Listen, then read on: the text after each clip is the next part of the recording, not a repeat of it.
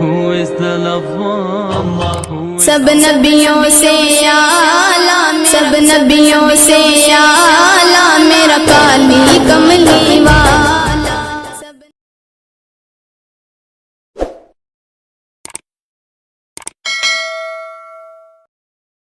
ভালোবাসা কে না চায়? ভালোবাসা সবাই চায়। আর সে ভালোবাসা যদি হয় সরাসরি এই মহাজগতের মালিক আল্লাহ তাআলার পক্ষ থেকে, তাহলে তো তার কোনো তুলনাই হয় না। হ্যাঁ বন্ধুরা, আজকে তোমরা জানতে চলেছ সেই 3টি স্বপ্ন সম্পর্কে, যে স্বপ্নগুলো দেখলে বুঝতে হবে আল্লাহ তাআলা নিশ্চয়ই আপনাকে অনেক ভালোবাসেন। হাদিসে কুদসিতে রয়েছে, রাসূলুল্লাহ সাল্লাল্লাহু আলাইহি ওয়াসাল্লাম বলেছেন, আল্লাহ তাআলা বলেন, আমি ছিলাম গোপন ভাণ্ডার, ভালোবাসলাম প্রকাশ হতে, আর তাই সৃজন করলাম সমুদয় সৃষ্টি।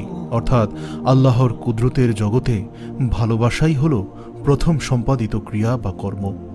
এই ভালোবাসা পবিত্র কুরআনে 7টি পর্বে 63 বার উল্লেখ হয়েছে।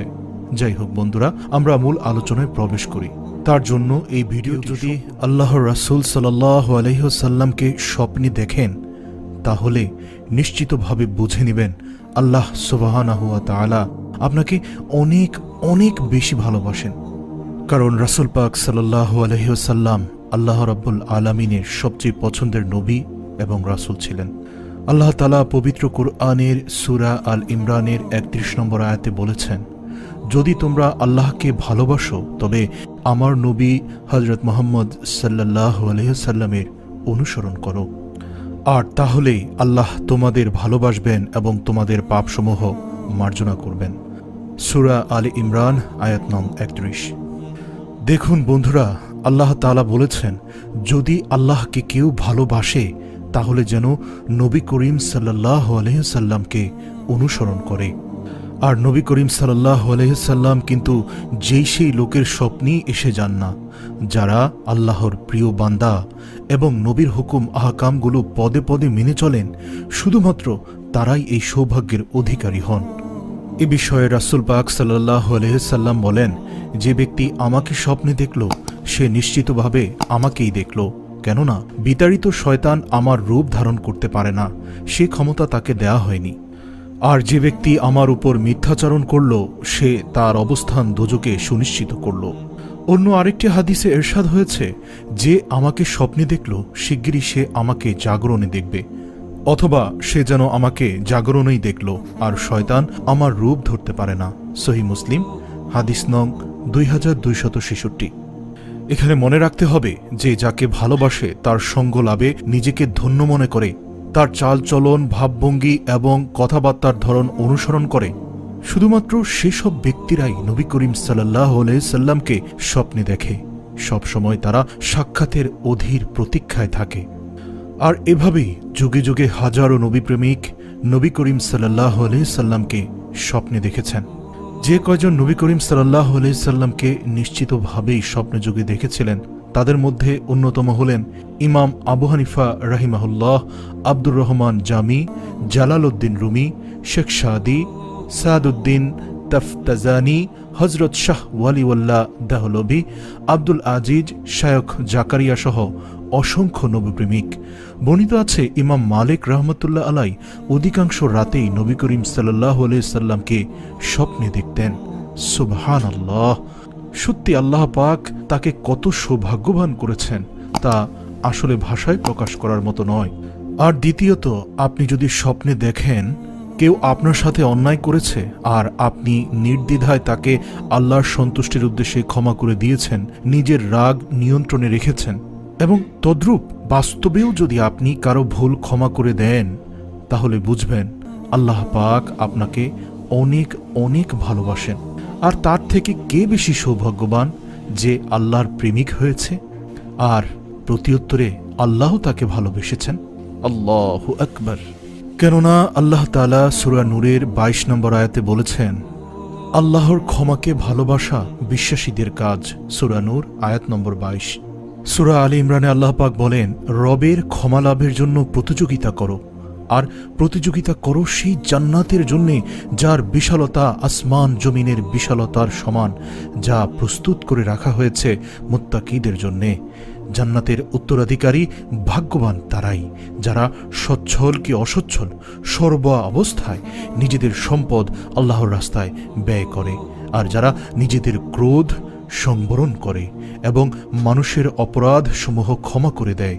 এটা সৎ মানুষের গুণ, আর সৎ মানুষদেরকে আল্লাহ সব সময় ভালোবাসেন।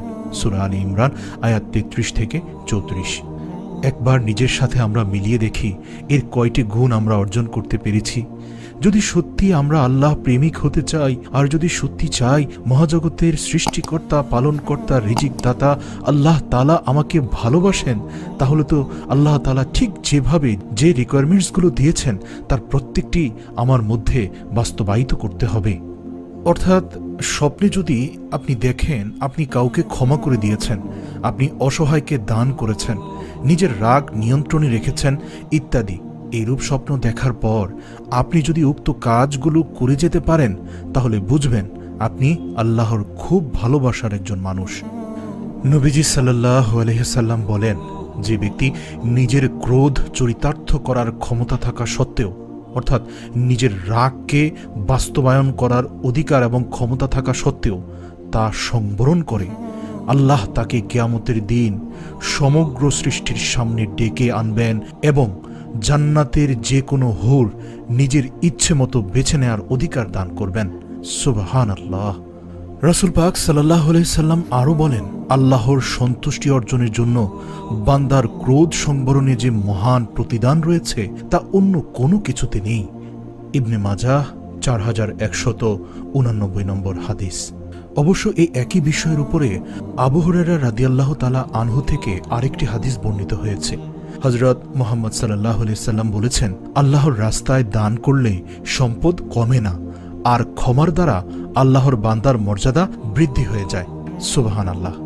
অথচ আমরা অনেকে ভাবি, সে আমার সাথে এমন কাজ করলো আর আমি চুপ থাকলাম, লোকে কি বলবে, আমি কাপুরুষ, না আজ গিয়ে তার দফা করব। কিন্তু না ভাই, বরং আপনি যদি দাঁত কামড়ে পড়ে থাকতে পারেন আর সেই মহান প্রভু আল্লাহ তাআলার উদ্দেশ্যে তার সন্তুষ্টির জন্য সেই ব্যক্তিকে ক্ষমা করে দিয়ে তার সাথে মিষ্টি মুখে কথা বলতে পারেন, তবে ধরেই নিন আপনি আল্লাহ পাকের ভালোবাসার একজন বান্দা হয়ে গিয়েছেন। কেননা সহিহ মুসলিমে আছে যে আল্লাহর উদ্দেশ্যে বিনয় অবলম্বন করে আল্লাহ তাকে সম্মানিত করেন। আমাদের প্রিয় নবী হযরত মুহাম্মদ সাল্লাল্লাহু আলাইহি সাল্লাম ছিলেন ক্ষমা আর উদারতার একটি শ্রেষ্ঠ নমুনা। সাহাবায়ে কেরাম রাদিয়াল্লাহু আল্লাহর রাসূলের কাছ থেকে ক্ষমার মহৎ গুণটি যথার্থই আয়ত্ত করতে পেরেছিলেন। হযরত আবু বকর সিদ্দিক রাদিয়াল্লাহু তাআলা আনহু উম্মতে মুহাম্মদীর শ্রেষ্ঠ ব্যক্তি হিসেবে তার জীবনে ক্ষমার গুণটি অধিক উজ্জ্বলতায় প্রতিভাত হয়েছিল। এ বিষয়ে একটি বিশেষ ঘটনা খুবই গুরুত্ব পেয়েছে। একবার উম্মুল মুমিনিন হযরত আয়েশা সিদ্দিকা রাদিয়াল্লাহু তাআলা আনহুমা এর বিরুদ্ধে অন্যায়ভাবে ব্যভিচারের অপবাদ দেওয়া হয়েছিল। আর এই অপবাদ রটনায় যারা মুখ্য ভূমিকা পালন করেছিল তাদের একজন ছিল হযরত আবু বকর রাদিয়াল্লাহু তাআলা আনহু এর একেবারেই নিকটাত্মীয় মিস্তাহ রাদিয়াল্লাহু তাআলা আনহুমা। আল্লাহ তাকে ক্ষমা করে দেন। উল্লেখ্য, হযরত মিস্তাহ রাদিয়াল্লাহু ছিলেন খুবই দরিদ্র, দৈনন্দিন জীবনযাত্রার সংস্থানও তার ছিল না। হযরত আবু বকর সিদ্দিক রাদিয়াল্লাহু তাআলা আনহু প্রতি মাসে তাকে খরচের জন্য নির্দিষ্ট হারে অনুদান দিতেন। নবীপত্নী এবং নিজের ঔরসজাত ভালোবাসার কন্যা হযরত আয়েশা সিদ্দিকা রাদিয়াল্লাহু তাআলা আনহু এর বিরুদ্ধে অপবাদ রটনায় তার ভূমিকার কথা জানতে পেরে হযরত আবু বকর সিদ্দিক রাদিয়াল্লাহু তাআলা আনহু মিস্তাহকে ভবিষ্যতে অনুদান না দেওয়ার শপথ করেন এবং তা বন্ধ করে দেন। তখন আল্লাহ তাআলা পবিত্র কোরআনের আয়াত নাজিল করেন, তোমাদের মধ্যে যারা দ্বীনি মর্যাদা ও পার্থিব প্রাচুর্যের অধিকারী তারা যেন এই মর্মে শপথ না করে যে তারা তাদের গরিব আত্মীয় স্বজন, অভাবগ্রস্ত এবং যারা আল্লাহর রাস্তায় হিজরত করেছে তাদেরকে কোনো প্রকার সাহায্য সহযোগিতা করবে না, বরং তাদের উচিত তারা যেন তাদেরকে ক্ষমা করে দেয় এবং তাদের দোষ ত্রুটি উপেক্ষা করে। তোমরা কি চাও না যে আল্লাহ তাআলা তোমাদেরকে ক্ষমা করে দিন? আল্লাহ তো ক্ষমাশীল পরম দয়ালু। সূরা নূর আয়াত 22। তৃতীয়ত, কেউ যদি স্বপ্নে দেখেন যে সে পিতামাতার খেদমত করেছেন, পিতামাতার সাথে হাসি খুশিতে কথা বলেছেন এবং পিতামাতা আপনার উপর সন্তুষ্ট, আর এইরূপ স্বপ্ন দেখার পর আপনি বাস্তবেও যদি পিতামাতার সাথে ভালো ব্যবহার করেন আর তাদের মনে আঘাত লাগে এমন কোনো কথা না বলেন, তাহলে আপনি বুঝে নেবেন আল্লাহ আপনার উপর সন্তুষ্ট। আর আল্লাহ কারো উপর সন্তুষ্ট থাকা মানেই হলো আল্লাহ তাকে পছন্দ করেন, আল্লাহ তাকে ভালোবাসেন। যেমন আল্লাহ তাআলা সূরা বনী ইসরাঈলের 23 নং আয়াতে বললেন, তোমার প্রতিপালক নির্দেশ দিয়েছেন যে তোমরা তিনি ছাড়া অন্য কারো ইবাদত করবে না এবং পিতামাতার প্রতি সদ্ব্যবহার করবে। তাদের একজন অথবা উভয় তোমার জীবদ্দশায় বার্ধক্যে উপনীত হলেও তাদেরকে বিরক্তিসূচক কিছু বলল না এবং তাদেরকে ভৎসনা করো না। তাদের সাথে কথা বলো সম্মানসূচক ও নম্রভাবে।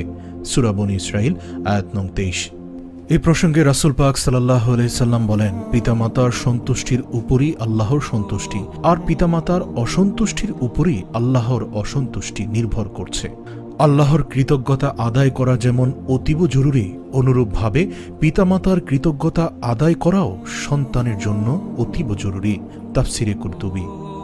কিন্তু দুঃখজনক হলেও সত্য, আজকাল দেখা যায় অনেকেই পিতামাতার চেয়েও পীর বাবার সেবা নিয়ে বেশি ব্যস্ত থাকেন, অথচ শরীয়তের সবচেয়ে বড় পীর হচ্ছেন পিতামাতা। এই প্রসঙ্গে হাদিস শরীফে রয়েছে, এক ব্যক্তি রাসূল পাক সাল্লাল্লাহু আলাইহি সাল্লামকে প্রশ্ন করেছেন, আল্লাহর কাছে সর্বাধিক প্রিয় কাজ কোনটি? রাসূলুল্লাহ সাল্লাল্লাহু আলাইহি সাল্লাম বলেন, সময় মতো নামাজ পড়া। তিনি আবার প্রশ্ন করলেন, এরপর কোন কাজটি সর্বাধিক প্রিয়? রাসূলুল্লাহ সাল্লাল্লাহু আলাইহি সাল্লাম বললেন, পিতামাতার সাথে সদ্ব্যবহার করা। তিনি আবারও প্রশ্ন করলেন, এরপর কোন কাজটি আল্লাহর কাছে সর্বাধিক প্রিয়? রাসূল সাল্লাল্লাহু আলাইহি সাল্লাম বলেন, আল্লাহর রাস্তায় জিহাদ করা। সহিহ বুখারী।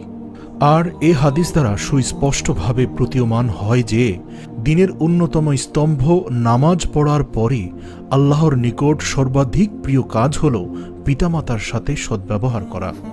হযরত আবু উমামা রাদিয়াল্লাহু তাআলা আনহু থেকে বর্ণিত হয়েছে, এক ব্যক্তি রাসূলুল্লাহ সাল্লাল্লাহু আলাইহি সাল্লামকে জিজ্ঞেস করলেন, সন্তানের উপর পিতামাতার দায়িত্ব কি? রাসূল সাল্লাল্লাহু আলাইহি সাল্লাম বললেন, তারা উভয়ে তোমার জান্নাত অথবা জাহান্নাম। এমনকি যদি কারো পিতামাতা অমুসলিমও হয় তাহলে তাদের সাথেও সদ্ব্যবহার করার জন্য ইসলাম জোর নির্দেশনা দিয়েছে। এই প্রসঙ্গে ইমাম বুখারী শরীফে একটি গুরুত্বপূর্ণ হাদিস বর্ণিত হয়েছে। হযরত আসমা বিনতে আবু বকর রাদিয়াল্লাহু থেকে বর্ণিত, তিনি বললেন, আমার মা মুশরিক অবস্থায় আমার নিকট আসলেন। আমি রাসূলুল্লাহ সাল্লাল্লাহু আলাইহি ওয়াসাল্লামকে জিজ্ঞেস করলাম, ইয়া রাসূলুল্লাহ, আমার মা আমার নিকট দেখা করতে আসেন, আমি কি তার সাথে সদাচরণ করতে পারবো? রাসূলুল্লাহ সাল্লাল্লাহু আলাইহি ওয়াসাল্লাম বললেন, হ্যাঁ, অবশ্যই, তার সাথে সদ্ব্যবহার করো। তাহলে বুঝতেই তো পারছেন, পিতামাতাকে কোনো অবস্থাতেই কষ্ট দেওয়া যাবে না, তাহলে আল্লাহর ভালোবাসা, নবীর মহব্বত থেকে আপনি বঞ্চিত হবেন। তো বন্ধুরা, ভিডিওটি শেষ করার আগে ভিডিওর বিষয়বস্তুর উপরে ছোট্ট একটি প্রশ্ন করব। প্রশ্নটির উত্তর জানা থাকলে সাথে সাথেই কমেন্ট করে আমাদের জানিয়ে দিন। বলুন তো, পৃথিবীর কোন ব্যক্তিটির রূপ শয়তান ধারণ করতে পারে না? উত্তরটি জানা থাকলে এখনই আমাদের কমেন্ট করুন আর ভিডিওটি শেয়ার করে আপনার বন্ধুদের মাঝে ছড়িয়ে